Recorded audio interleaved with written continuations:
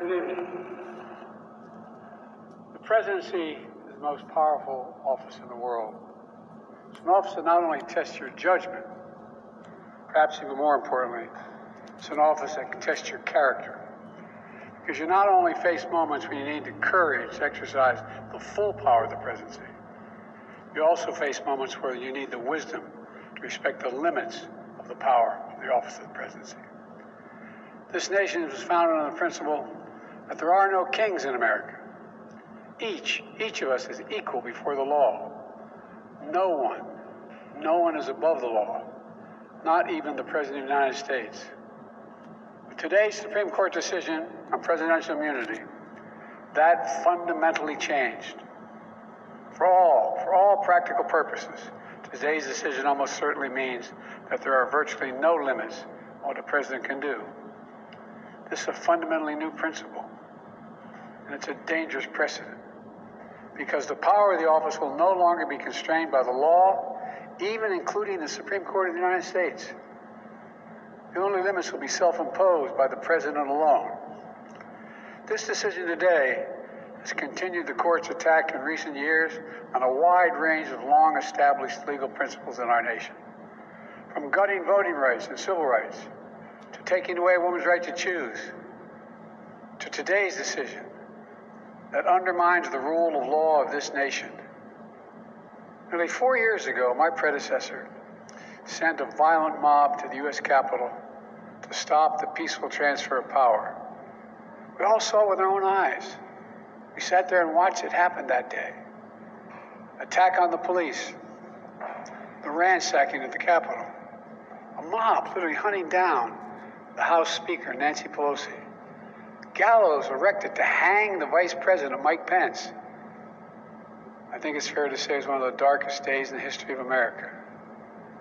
Now the man who sent that mob to the U.S. Capitol is facing potential criminal conviction for what happened that day.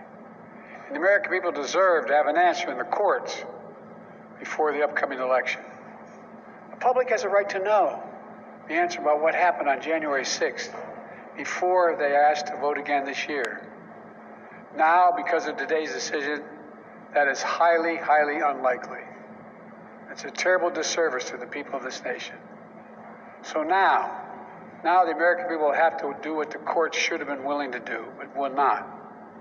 The American people have to render a judgment about Donald Trump's behavior. The American people must decide whether Donald Trump's assault on our democracy on January 6th makes him unfit for public office, the highest office in the land. The American people must decide if Trump's embrace of violence to preserve his power is acceptable.